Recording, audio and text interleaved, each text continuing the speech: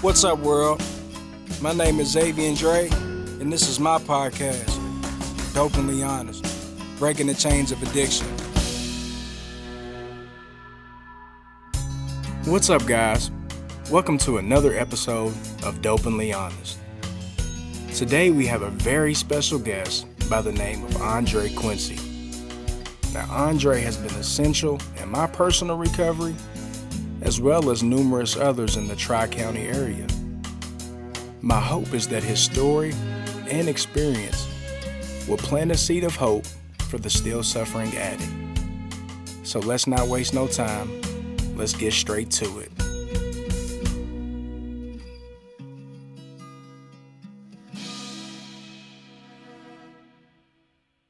So Andre, if you don't mind, man, if you want to just open up and tell us your clean date and where you from and, things of that nature. Sure. My name's Andre. I'm an addict from Shelbyville, Kentucky. My clean date's February 17th, 1998. And by the grace of God and the fellowship of NA, man, I ain't found it necessary to use just for today. So before we get started into this interview, I just want to take the time out. As always, I personally want to thank God for another day clean. I know for me, I've had a wild journey, and it's a blessing that I'm able to just sit down and, have genuine conversations with friends and people in recovery. And like I said, I do consider you a close friend, and I appreciate you coming out today, taking time out of your day to come and spread the message, man. Before we get started into the interview, Andre was one of those people when I first came into the meetings, and I'm looking at this guy and I'm like, he looks like he's got it going on. And I'm like, man, I want what he's got. I could tell you had, a lot of clean time. Most importantly, I could tell that you had inner peace. You were one of the ones that I always listened to, because in meetings, I won't get too much into detail about, in meetings out of anonymity, but sometimes you got people, they just talking just to be talking, but sometimes you got people that really know what they talking about, and they have the clean time to back it up. I was one of those. I came in first, and I got to talking like, I had years clean, and really, what they told me, sometimes you need to just sit down and shut up and listen to people's stories. You were one of the ones that kind of got my attention, like, okay, there's definitely a better way to live out here. Like, I'm sitting here listening to you talk about these things, and I'm like, man, I want what you got. So, we can just start it off like this. Take us back to the beginning. Like, what led you into using the first time? Man, I think for me, just wanting to fit in, it just wasn't even about peer pressure, just wanting to fit in and be accepted. I grew up with both parents in the home, no abuse. No using in the home. My parents drank a little. It wasn't no everyday thing. And I'm the youngest of 9 kids, so I had like 6 older brothers and 2 sisters, and I always wanted to hang with my brothers. And everything they did, I wanted to do. So when I found out what they was doing, hey, I wanted to be a part of that too. So I think the first time I actually got high, I was in middle school, like between like the 7th and 8th grade year, you know, is when the first time I actually picked up. But I think I had a drink of beer, a Yeah. drink of wine, earlier than that. But really the first time I got high was middle school. So for a lot of us, I know it starts out with, we go to these like middle school, high school parties. You might have a drink, you might smoke marijuana, and it starts out as a recreational thing. Was that kind of, what was in your journey? Like, was it the alcohol, that you first was experimenting with? Was it the marijuana? Well, actually alcohol, but in middle school, man, I was a kid that made good grades. I was playing sports, football, basketball. When I thought about using, man, it was just to have fun. That's how it started out, just a recreation thing to have fun. But you know how it always goes once you open up that door. And it also gave me a sense of, it made me feel like I really had it going on at that time. Gave me the confidence to be somebody I wasn't. I didn't have to hide behind Andre no more. Now I got the ability to talk to females. Because once upon a time I didn't, I just wasn't gonna go up and start a conversation. I can relate. But once I got high, oh man, okay. Now Yeah. now now I got a little boldness in me, you know what I'm saying? So and once I figured that out, I kinda took that and ran with it. Yeah. I can relate, man. For me, when I was younger, I kinda had that too, like, I was nervous, like, as far as talking to women and stuff like that, but once I started to drink, it became easier.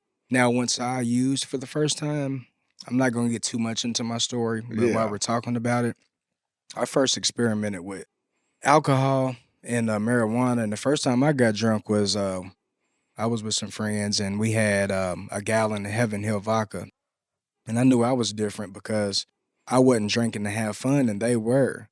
They didn't black out, and I did, and they wasn't throwing their guts up the next morning, I was. right. And they probably wasn't thinking about drinking again that night, but I Yeah. was. And this is like 13 or 14 years old. So it just so happened that the way my brain work up, I got an addictive personality. So honestly, I fear for my children. Like, I hope they don't have like an addictive personality because once they may or may not take their first drink or something like that, they might go down that path. God forbid. But that's some of my worst fears. You know what I mean? Oh, yeah. But yeah, it started out with the alcohol for me, man, and the marijuana. And slowly but surely it progressed into more dangerous demons, you know. Man, Andre, so if you don't mind, what is addiction to you? Man, addiction to me is something that takes totally complete control of your thinking, your actions, your behavior, and all of that. Addiction is something that I thought would never actually happen to me. I seen it around Shelbyville, with alcoholics. I seen guys that was intravenous drug shooters, and I just never seen myself being one of those type people. But by the time I got to high school, man, when they told me that this was a progressive disease, I didn't realize it until I looked back and got clean because when I got to high school, about my sophomore year, I was done playing sports. I just wanted to chase females, just wanted to make a little money and keep a bag of weed or a bag of coke, Yeah. and have something to drink and just party. I just wanted to have fun all the time, and I just thought life was one big party. And eventually caught up with me, even in high school, man. By the time I was a senior, I was selling weed in high school, and then eventually it led on to me just dealing coke.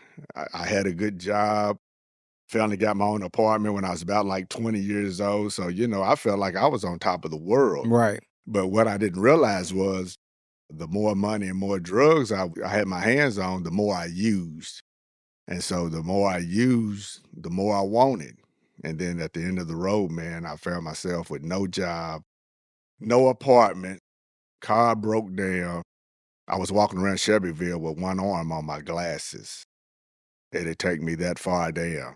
You talking about a guy that worked every day, that dressed sharp, that had it going on, and at that time, had 2 or 3 little girls hollering at me. So I felt like I was a celebrity in my own mind.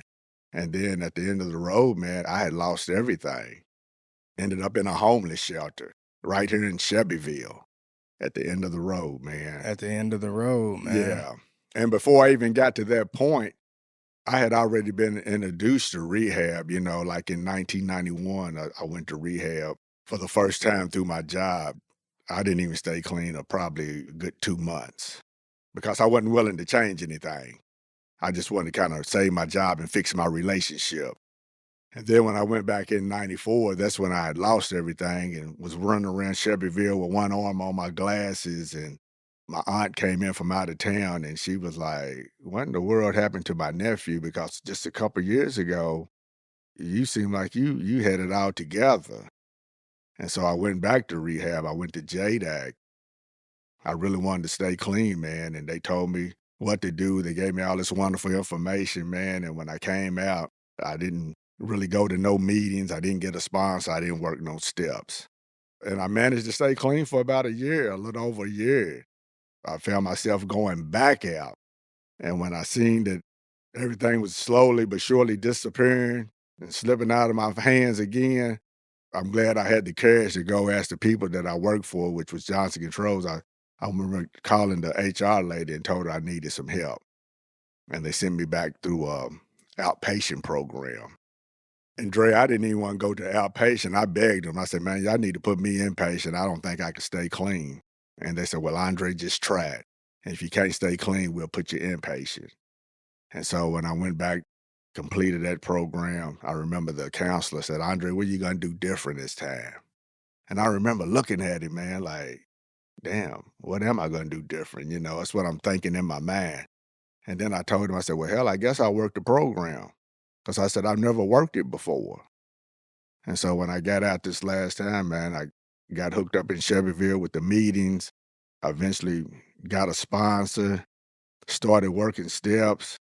And what I did different this time is that I stayed with it this time, man. And man, by the grace of God, man, I can't even believe as we sitting here speaking that I've been in this process for 27 years. Yeah, that's a blessing, man. Yeah, yeah. So for people to work the program, man, you really got to work it the way it's supposed to be work if you want it to work for you. And a lot of people miss that because it's a spiritual program and we get in there and we just want to come to some meetings, but we miss the most important thing is working the steps, because that's the solution. So, and I had to get with that. And even though I wasn't for sure, like, man, I mean, hey, steps gonna help me. And I still wasn't for sure how it worked, but I know some other people that was in them rooms had some clean time and that impressed me. Like we always say, if you want what we want, you gotta do what we do. They kind of bought me in to really digging in and seeing what the program was truly about. Hey, Andre, so you just mentioned about when you got out, that first time and you was like white knuckling it, so to speak, and you wasn't going to meetings and you wasn't doing the things that was suggested and you ended up going back out. Yeah, for some reason, an addict will get these bright ideas, and I wanted to be clean, but I still wanted to sell dope. I still wanted to be a part of that lifestyle. I still wanted to be in the streets. I still wanted to chase the girls. I still wanted to be in the clubs, and I wasn't willing to surrender everything. Everything, yeah. Yeah. I think that's one of the important things, man, that when we look back at our experience, see, that was my experience. Now I know how important it is to surrender everything, because I know for a fact that the one piece you don't surrender is going to be the piece that gets you high. Mm. Yeah. If you want to keep selling dope, keep selling dope. Those saying there's a monkey can't sell bananas. Eventually you're going to eat one, and this monkey here, he had to test it. Same dope I've been getting for I don't know for how long, but then this one particular day, I want to test it. Hell, I could have got a fiend to test it. But the disease said, "Man, that shit must be good because they keep coming back." So why don't I go and try one? Yeah. Yeah. And all I did was put my hand in it and stuck it on my tongue. And I'm like, damn, that shit got my shit numb. And then it wasn't long after that, man, I was cooking the shit up and there I was right back, doing what I said I wasn't gonna do. Hey, so what was your drug of choice, if you don't mind me asking? Crack cocaine was the drug that actually brought me to my knees, man. And let me remind you, from alcohol to weed, maybe popping a few pills here and there, doing LSD.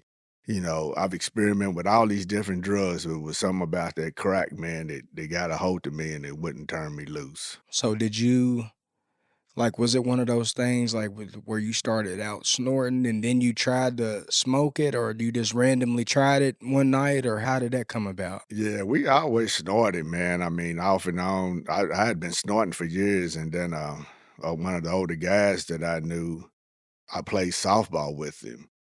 We was playing down in Newburgh in Louisville, and he said, "Dre, Imma take you to my buddy's house," and this is what's so funny. His buddy's nickname was Doc.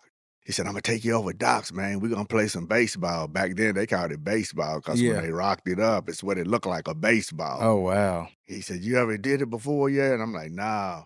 And he said, "You wanna try it?" I said, "I might," and then when we get over it, me and a couple other guys that hadn't done it before, we ended up trying it.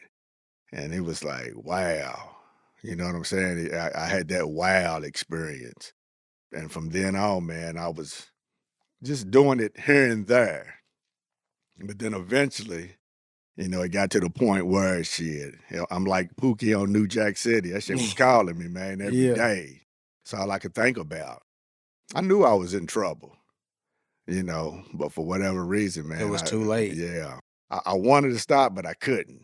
You had mentioned earlier about the end of your road, and I want to elaborate on that because at the end of my road, I knew it was time to do something different, and I had to start a new way. So, with starting that new way comes the first step, admitting that I'm powerless over drugs and that my life had become unmanageable. What does that first step mean to you? Whew, man, the first step to me is getting totally honest and coming to of a state of complete surrender.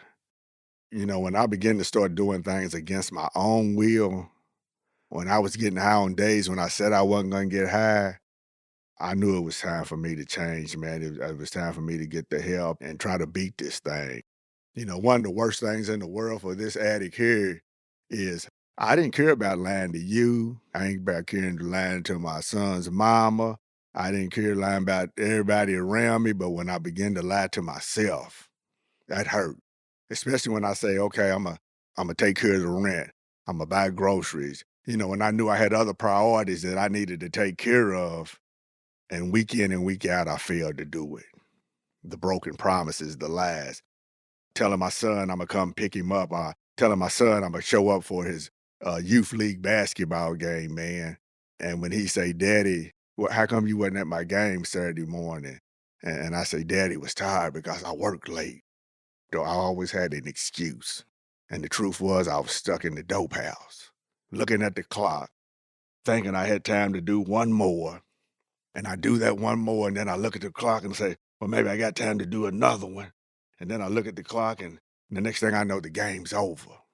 Man, And the pain of me not being able to show up, man, hurt so bad that I would put another one in me just to cover up the just try pain. to cover that up. Yeah. And it was just a vicious cycle, you know. So, man, thank God for recovery, man. Thank God for the experience of what I had to go through to get where I'm at today. Yeah, in 27 years, that's what you got, 27 years? 27 years, yeah. God is good, man. Man, God is good. so good, yeah. Cause if you'd have told me cause I sit here thinking like, man, I remember I couldn't get 27 days. I know, right? Yeah, 27 days was a struggle. I'm glad y'all told me just, Andre, one day at a time. Just for the day, don't pick up. Because if I was trying to look at 5 years and 10 years down the road, man, that shit would have been overwhelming. Yeah, we got these cliches in Narcotics Anonymous, and you just said one of them, one day at a time. Yeah, You hear it over, you hear it over, you hear it over and over again. And I think a lot of people look past the importance of that. I think for me personally, in the beginning, that's what got me through because when I first got clean, I don't have a whole lot of I got 2 years, man, but that's a lot. one day is a lot. Yes, sir. That's something to But be in the proud of. beginning, I was getting overwhelmed because I was thinking like, "Damn, I can't never do nothing again. I can't never drink. I can't even drink a beer. I can't smoke weed. Like it's just marijuana. I can't do this shit for the rest of my life. Okay, I can maybe see putting down the hard shit, but you mean to tell me if I'm sitting down with my granddaddy, we going fishing, I can't drink a beer and there's 90 something degrees outside, fish fries and barbecues and stuff. But when I was going to the meetings, I was hearing stuff that I needed to hear, and I heard one day at a time. Like not only in recovery, but with anything, taking one day at a time, and that helped me get through just for that day. We ain't promised tomorrow, and yesterday we can't do nothing about yesterday. It's gone. One day at a time. That was one of those crucial pieces that really helped me. And I would encourage any newcomers and people that's getting clean now to hang on to the one day at a time piece. Because if not, you can get overwhelmed and you can try to, your mind's going to take you, it can take you far left, man. But just stay in today and just know that one day at a time, you don't have to use. Just for today, we don't have to use. Man, and that's true because, I thought the same way, man. I'm like, "Man, I can't," because I always thought in my mind I was gonna be able to at least, drink a beer, maybe smoke a joint. And, that's why the first step is so powerful for me about being honest and surrendering because when I take a honest look, I never did one of anything. And furthermore, I knew through my own experience where alcohol took me. Because once I got that alcohol buzz, I wanted something else. Something else, That wasn't right. going to satisfy my appetite. And that's when I really had to be honest about, like, man, come on, Andre. Don't let a moment of pleasure cost you a lifetime of misery. Man, you can get caught up. When them days I fell off the wagon, I remember that last time when I had a year clean or so, and then I stayed out there for almost 2 years. Man, them 2 years seemed like almost a lifetime of misery before I got back on track. Yeah, I know, like, my buddies would always tell me, "Dre, man, we just gonna go out, we just gonna drink, man, that's it. Just, just nah, y'all not understanding." Because I can't just do that, and even if I did just drink, I'm not just gonna drink 1 or 2 beers, Imma go full throttle. I always honestly was jealous of people that can do that, and I'm like, "How the fuck can they do this all night and still go to work the next day? Why am I different?" So once all these things started to happen to me, like where it talks about at the end of the road and the jails, the institutions and death, and thank God that I'm still here because but all these things started to happen to me over and over again. And literally, I had to take a deep look, and I had to search deep. And I'm like, I had to get honest because these things continued to happen in my life. And I'm like, man, something's got to give, And at the time, I don't even think that I really was ready, but I think the power of prayer is powerful. I think people prayed me back into the rooms this past time because this last time I relapsed on cocaine and not my drug of choice, which is heroin or opiates. I relapsed on cocaine this last time Yeah. in the smokable form. And that took me worse than what the heroin did because once you do at first blast, you just chasing and chasing and chasing and chasing and chasing and chasing, and you never catch up to it. No. So this last time I really had to sit down and I had to like I just was tired, man. I was just spending all my money. Mentally, I was at a point to where I was still wanting to get high, but at the same time, I was so tired, I just couldn't do it no more. If that makes sense. I was at the end of my road, man. And and I came up with this project and was thinking, what we gonna call it? Well, I'm like, well, we gonna call it Dopenly Honest. Because we gotta be honest or we got a problem, man. And we can't give a fuck about what nobody thinks about us trying to get clean, because we don't care what people think when we getting high. So why not try something different, man? Something that's gonna not only save your life, but can change your life. And I let other addicts know, man, by not using dope, that'll save your life. But man, do you want to change your life? That's the thing, man. Elaborate on that, cause Well, they and that's what the steps and the spiritual transformation comes in at because the first step we got to admit it. The second step we got to believe in a power greater than ourselves that can restore us back to sanity, man. Because man, we did some insane things out there repeatedly. Then the third thing is making a decision to turn my life and will over to God. Because when I'm the boss, man, when I'm running my life, man, me running my life almost killed me. So me turning my life and will over to him, man, that's probably the best decision that I could have made. But getting back to the step portion, man, when we begin to work these steps, man, that's when the change comes about. Because I can put the dope down, right? right. And I can still be a liar, thief, a con, and a manipulator. So in the eyes of society, what's changed? It's like I'm still using. If I'm not showing up for my family, if I'm not showing up for work, and I'm still got all these behaviors, man, Oh my gosh. yeah, if I still got all these character defects, what's changed? I might as well be getting high. Might as well be getting high. So, that's where the steps come into play, man. That's why we do the searching and fearless moral inventory. And That fourth step. yeah, powerful, man. That four steps. And everybody's always scared of the fourth step I'm because, on mine right now. yeah. One of my sponsees was talking about doing a 4-step. I said, "Yeah, go on, get busy, get some freedom." Because that's what you're gonna get. You're gonna get some freedom, man, because we carry around so much shame and guilt and baggage from the past. And a lot of people say, well, man, I don't want to relive it and I don't want to think about that. Yeah, you need to think about it. You need to go back and look and see where the drugs took you before you started getting high and after you started getting high. Because one of the most powerful things I heard in the rooms of Narcotics Anonymous, man, was a predecessor told me, he said, if you live through it, you can write through it. And I'm like, wow. I'm like, damn, that's true, man.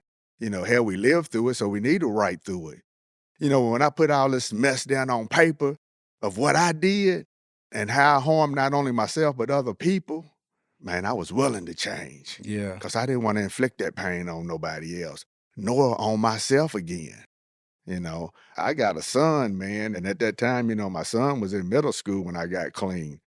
I got to be a part of his life, man, from middle school, high school. He went to college. I mean, I was there for the ball games. It wasn't like the days when he was playing La Booster League. You know what I'm saying? This time, daddy could show up. This time, daddy could pick him up from practice. This time, daddy could make sure he did his homework. I was present for all the important moments of his life from middle school until the present time. And that means something, man. When I hear my son at 39 years old still call me daddy, that means something. For this addict here, I had tears in my eyes because at once upon a time, Dre, I thought about the things I almost missed if I hadn't have got clean. Job opportunities, important moments with my family. One of the greatest things about me getting clean was my mother. Got to see her baby son stay clean for 15 years before she passed. Wow. And the relationship and the bond that we had. And I remember telling her, I said, Mama, you ain't got to worry about me no more. You can spend your time and energy on one of the other ones, on one of my other brothers. The girls was always had they shit together, but it was the boys that was always off the chain. I said, well, you ain't got to worry about me no more. You can spend that time and energy on one of the other ones if you got to. That was powerful, man. And, even the relationships I've had because I got married in recovery and I married another recovering addict, right? We bought a house and everything was going great. And she had about 6, almost 7 years clean, and she made a decision to go back out. And I never felt so powerless in my whole entire life that I couldn't save her, Mm. you know. And I remember me not wanting to let anybody know, man. I'm talking about my best friend in recovery, my Wow. sponsor. And every time I would show up somewhere and they would say, where's your wife? And I would make an excuse, man. And I kept making these excuses. And I swear, Dre, it felt like I was the one getting high Man. because of the lies, because of the cover up, because of me not wanting to expose her. And it came to a point in time I couldn't take it no more, man. And I finally called my sponsor, told him what was going on, and man, and it's crazy. And I'm talking about you looking at a guy that had multiple years clean, you know what I'm saying? A decade or better clean at this time. And he told me this one thing that calmed me down, that gave me a peace of mind back. He said, Andre, you keep going to the meetings. You keep going. And at that time, I was going to the jail, Shelby County Detention, doing an NA meeting at the jail. He said, you keep going to the jail, you keep sponsoring people, and you let God have her. And I'm like, wow. So once again, I found myself at another point of surrender, man. And it wasn't even about the dope. And man, that's what I say. A lot of people think that this thing is just about getting rid of the drugs, but what they don't realize is that addiction is centers in our minds. So once we put the drugs down, like what you said earlier, we got to live now because Yes. for so long, speaking on me, I used, and I never had a real reason to use. I had a good childhood. I was raised good. I mean, few things here and there, but overall, I had a pretty good childhood. For whatever reason, I decided to use. For so long, that's what it was. It was a cover up. It was a mask. The drugs was a mask for me. So once we figure out what it is that we're trying to run from, then we can recover. But I feel like until we start to search and try to really figure out what it is, what are you running from? Why do you need to continue to use? Until that point, I feel like one could stay sick, until they figure out what it is that's keeping them going. Now, for an opiate user, once you start using, it becomes physical. You get physically dependent on the opiates out of withdrawal and detox and stuff like that. But, everybody's journey is different. Everybody's path to recovery is different, and I don't know, man. When I sent that message in our home group chat, and I said, would anybody mind to get interviewed? And it wasn't that much later where you said, just text me the time and place. I'm like, man, I started smiling, man. That meant a lot to me because I had planned on asking you, if you could come on and share your story. Like I said, you were one of those ones, man. When you speak about Shelby County and recovery in Shelby County, you're definitely one of them ones. I also want to hit on this real quick though, because you talked about taking meetings in the jail. I think that's some of the first times where I actually started listening to you when you would bring those meetings in the jail, because I was incarcerated in some of those times, and I remember going to those meetings, man. And what brought you to that, like getting involved with taking the meetings in the jail? Well, it's kinda funny, man, because it wasn't something that I asked for sure. Oh wow. And, it kinda fell into my lap because at the time, another, alcoholic, actually, I'll never forget him, his name was Charlie Wilson, and, he was doing meetings at that time, and he invited me to come up to the jail to speak. He had been to some NA meetings, and he had heard me share it before, and, he said, "Man, I want you to go to the jail with me."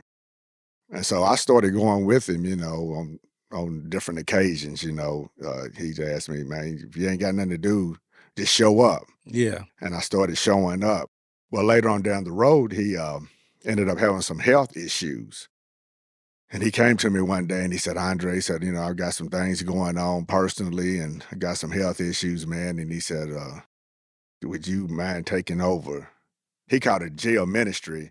And I said, "Well, does it matter?" I said, I work a NA program." And he said, "No, it don't matter." He said, "Because you got a good message." Yeah.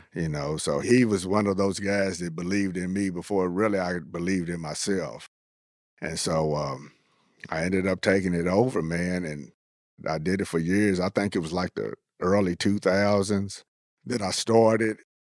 I did it all the way up to COVID hit. Mm. And then when COVID hit, I stopped going. And then I never actually went back, but I know some other guys, my sponsor, I know Wayne them, he wanted to get into it, and, Yeah, I went up there with him a couple of yeah, so times. they ended up doing it, but yeah, it kinda fell in my lap, man. I just felt like it was a God thing, and Yeah, I think God put me in that position, man, not only to help me, but to be of service to others, yeah, and I felt like I wasn't even qualified, man, because 'cause I'm like, "Man, I know guys done been to jail several times, I know people done been penitentiary." And, jails really it's not a lot of jail in my story. I've been to jail, like, probably 3 times. yeah, The longest I stayed in jail was a weekend. I'm questioning God, like, "Why you want me to go to the jail?" But, just being obedient, man, I kept going because what I've come to realize now is because I had a message of hope. That's it. That's all we got. It's a message of hope. And I tell any addict, man, as long as you got some hope, you got a chance. But if you lose all hope, man, you're in a dangerous spot. you doomed. Yeah. So, hope is actually a spiritual principle, man, because Yeah, we got to keep that hope. got to. Yeah. Regardless how many times you fall down, man, you just got to try to get up and keep trying. Yeah, Yeah. Because eventually something's going to stick, you know. it takes what it takes for us, It really It does. takes what Yeah. it takes, man. And let me share on the service work. Service work is really important. I didn't really buy into service work. My first sponsor, he was the one, pushed me into service work. And he like, "Andre, you need to show up early, help set up the meeting and this and that." And I'm looking at him, side eye, like, "Man, come on, yeah, whatever." But I did it. And then he said, "You need to stay late, and talk to the newcomers and share and this, that, and other, and I finally bought into it. And, when they gave me a key, man, to open up the meeting, man, that was a confidence builder. That was a self-esteem builder, man, because wasn't nobody in my family gonna give me a key to To nothing. nothing. That was a miracle within itself, man, that, dang, these people gonna trust me with a key. So now since I got this key, I wanna be the best key holder I can be. Yeah. I've heard numerous people share in meetings, I won't say names, that you were one of the ones that had you not opened that door, they don't know if they'd be there at that time, you know? So I know personally, because we're in the same home group, you're my grand sponsor, and I know personally that you touched a lot of lives, man. Like you've really helped a lot of people, and that's why when you said you wanted to come on, man, it really means a lot to me. Like it's a privilege to have you on here and sharing, man, your experiences.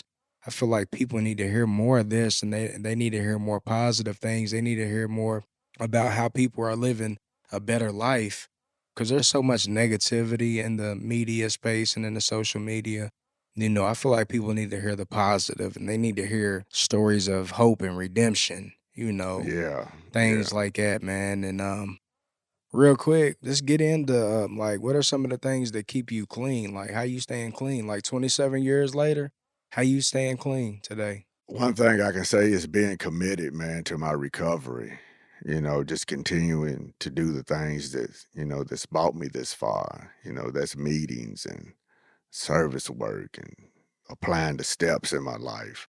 Through my pain, I've developed a passion, not only to recover, but to help other people just like me or just like you who never thought it was a way out.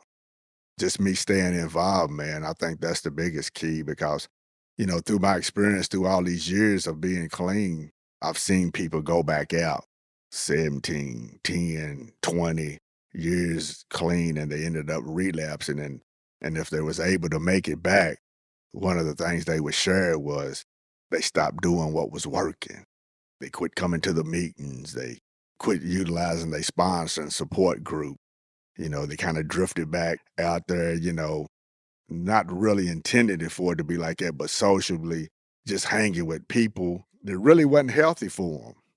And then they got relaxed, you know what I'm saying? They kind of let their guard down. And when you're not hearing all that good recovery message and the recovery cliches and this, that, and another, that disease will start talking. And then you'll find yourself in a place where doing one doesn't seem like a bad idea. Because for some reason you'll think, okay, well, I've been clean this long and I probably can handle drinking a beer. Yeah. Yeah, I could probably handle a mixed drink. I could probably handle smoking a joint, And then next thing you know, man, once you let that disease out of the cage, it's hard as hell to put him back in. I've told Wayne, I said, Wayne, you the only one's got the key to the cage to let that disease out, man. And the only way you can let him out is put one in you. It can rattle the cage, it can roar its voice, it can try to make all Shake the the noises. cage. Yeah, Yeah. rattle the cage. But I said, as long as you don't put one in you, that disease will be arrested. And that's what we say. There's no cure for this, but it can be arrested at some point, and recovery is then possible. Recovery is done possible. That's Yeah. right. And that's why I stay involved. That's why you still see me show up on a regular because me showing up at a meeting, that's the best therapy I can receive. Yeah, we gotta get our medicine somehow. We gotta Yeah, feed like with somebody with cancer, they have to get treatment. that's It's the right. same with us. You We have know, to treat our disease, man. just hearing a newcomer come in and talking about what was going on and that it wasn't getting no better, I got to keep hearing that. We say the newcomer is the most important person at any meeting, but I always let them know, I'm like, yeah, y'all the most important person at the meeting, but y'all not the only important person at the meeting because we need our predecessors. We need people with various lengths of clean time because somebody coming in new, well, you say you got 2 years, right? Mhm. So the addict coming in off the street, they can relate closer to you with 2 years clean than they can with me with 27 years clean. Right. So that's why I like what you said. It's like different pieces to the puzzle. We Man, all yeah. need each other, but it's a we program, Yes, sir. And I gotta put emphasis on this because so you saying with 27 years clean, correct me if I'm wrong, but you still doing the same things today that you did when your ass was on fire when you first came in, and that's what's been keeping you clean. Yes, I ain't gotta do 90 and 90 meetings and I don't have to go to as many meetings as I used to Yeah. because the reading says those who come to our meetings regularly stay clean. I make sure I got a couple regular meetings. I still might do at least 2 meetings a week. Sometimes 3, just depending on what's going on. If I wanna go to Eminence, if I wanna go to Lexington to support one of my brothers or sisters that's celebrating clean time.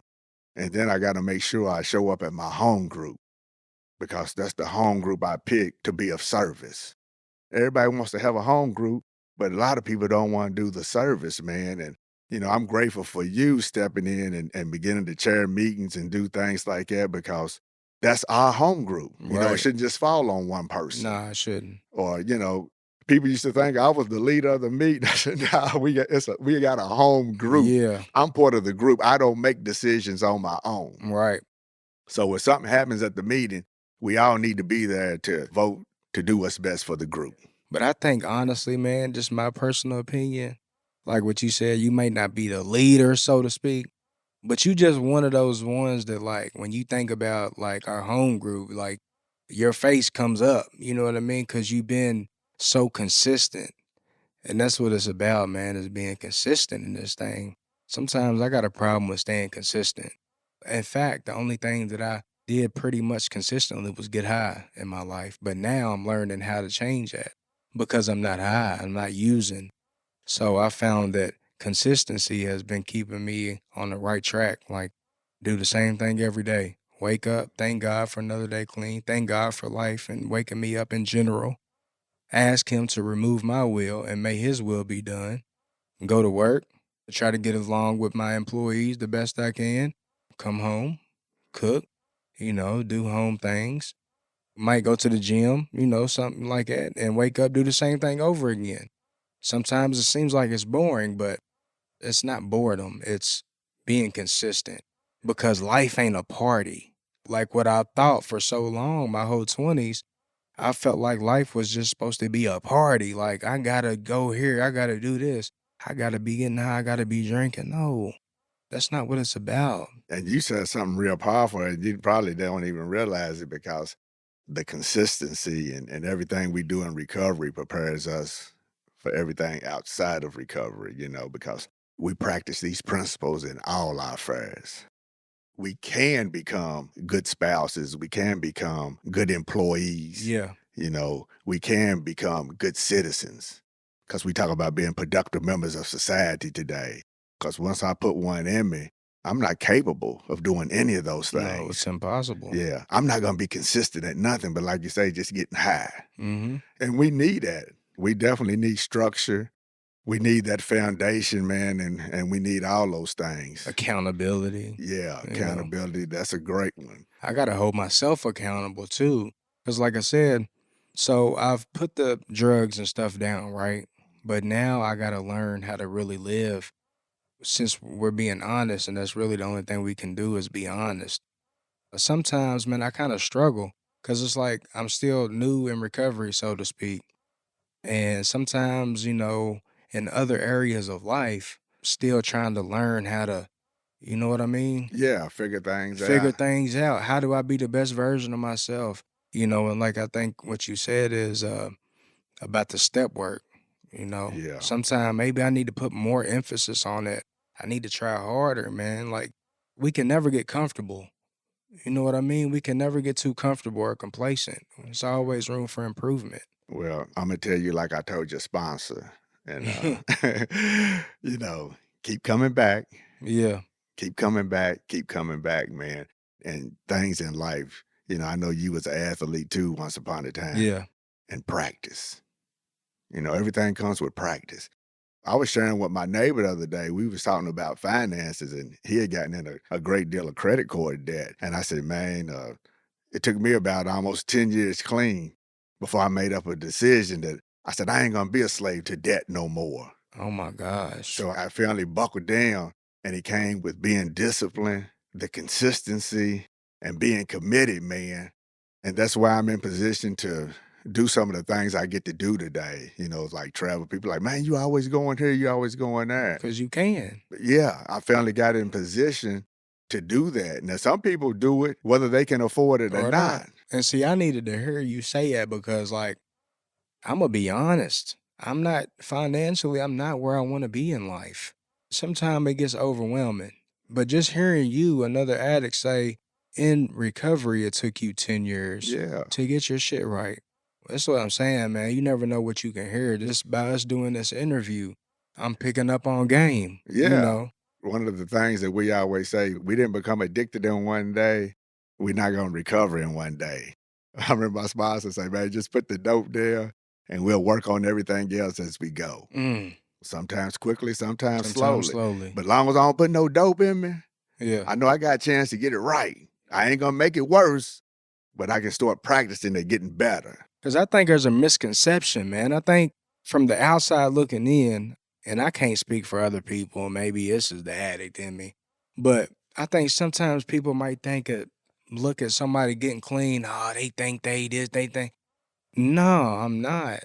I just stopped using, but I'm still me. But the only difference is I can improve myself now because I'm not using. But don't get it confused, I'm still myself, and what that means to me is that, okay, I've put the drugs down, like I said before. Now I gotta learn how to live. Mhm. For so long, I never learned how to live because I used dope. That's right. So Yeah. now I can't expect myself to just be healed like that just because I've stopped using drugs. That's not realistic, you Now, know? one of the words you hear a lot in recovery is the process. And the process it took for us to get here and the process it's gonna take for us to stay here and to continue to improve the quality of life that we live, man. It's the process can be drawn out, but all at the same time, the process is worth it, especially when we on this side. You know what I'm Yeah. saying? Because in recovery, man, we're gonna go through a whole lot of no matter what's. And I used to hear people talk about the no matter what's. The no matter what is no matter who loves you, who leaves you, who dies, or who don't like you ain't never got to use again. Mm-mm. That option of using is no longer on the table. And I'm grateful, man, that I heard that piece, man, because, when I first came into recovery, I was looking for an excuse to get high. If you come in here and share something real powerful and say, well, I lost my wife, I lost my job, I lost my kid, some of those things was like, to me, in my mind, was a good excuse to get high. But when you see other people walk through pain and they don't put no dope in them, man, that's one of the most powerfulest things you can And experience. that gives you hope. Man, it gives me hope, man, because when I lost my mother, man, she was the, closest thing to me. And I seen other addicts who lost a parent and they didn't use. And then when my turn came, I didn't even think about getting high. Powerful. I was just grateful to be able to show up and have no remorse, no resentments, and no I wish I could have, would have, because I was there. I got to make amends. Those last few years that she was on earth, man, they were some good ones. Even though my wife went back out and we ended up getting a divorce, we lost her to the disease of addiction. And even though I was in another relationship, man, it still hurt because I knew she was a good person. I knew what she was like when she got clean, you know what I'm saying? And then I seen what addiction did to her. The sad thing was that she never could get back on track. So those are some of the painful things that we just got to go through, man, in life that happen. It's important that we stay in position because even though that relationship didn't work out, God blessed me with another one. And I just got married again back in April. Beautiful person. We've known each other. She's known me. She knows my history, and I know her real well. When two people are pulling in the same direction, man, it's a beautiful thing. Absolutely. Yeah. Man, so towards the end of my interviews, man, I try to ask this question because I feel like it's important. And so if there is somebody out there listening that, they on the fence about getting clean, they just gotten to the end of their road, what would you tell them? Man, please reach out and get some help. Whether you gotta go to a rehab, whether you gotta seek out a meeting somewhere, just reach out to somebody you know that's clean. Please do because we don't realize what we missing in life, man. We don't realize the beautiful things, man, that we would get to experience by just being clean. And the promise of Narcotics Anonymous is the only promise we make is freedom from active addiction. But with that one promise comes many gifts. Me sitting here doing an interview with you today is a gift. Yeah. That's a gift from God, Absolutely. man, Absolutely. because we think about so many people didn't get that opportunity because, we say your last time using Can be your can be last your time. last time using. Whatever your clean date is, whatever my clean date is, that can be our last time using. We ain't got to pick up no more. But when I was just speaking about my ex-wife, that day, her last time using was literally her last time using. And man, it happens way too often. It's happening right now somewhere. Yeah, yeah, somewhere. That's gonna be somebody's story, man. Cause they always told me, Andre, you can carry the message standing up or you can carry it lying down. But I prefer carrying it standing up. Yeah, seek help, man, because we do recover, We do. the lies dead. Some people think there's no hope, that they never can, find this new way of life, man, and they just need to come and see the proof. And that's why meetings is important, man, because you get to see the proof. Yeah, they get to see a Dre. They get to see a Wayne. They get to see a Whitney, a Cody, a Andre, a Micah. The proof is right there, just like at our home group tonight. Kenny celebrating 10 years clean. Yeah. You know, I love celebrations. man, I love them. man, me too, Dre. That's what gave me hope. Yeah. Yeah, that's what gave me hope, Yeah. man, for real. When I had a couple months clean, I seen an addict celebrate 2 years clean, just like you. Had 2 years clean, and I sat there and thought to myself, damn, what will my life be like if I could get 2 years clean? Because I felt kind of good with 2 months. I'm beginning to feel a little good about myself, right? Mm-hmm. I mean, I'm slowly but surely beginning to have a spiritual awakening. I'm feeling like I'm coming alive The again. pink cloud. Yeah. But then I'm like, damn, 2 years clean? That amazed me, man.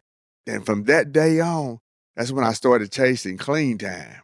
Somebody told me if you ain't got you some clean time. Yeah, if you don't think clean time means anything, get you some. Yeah.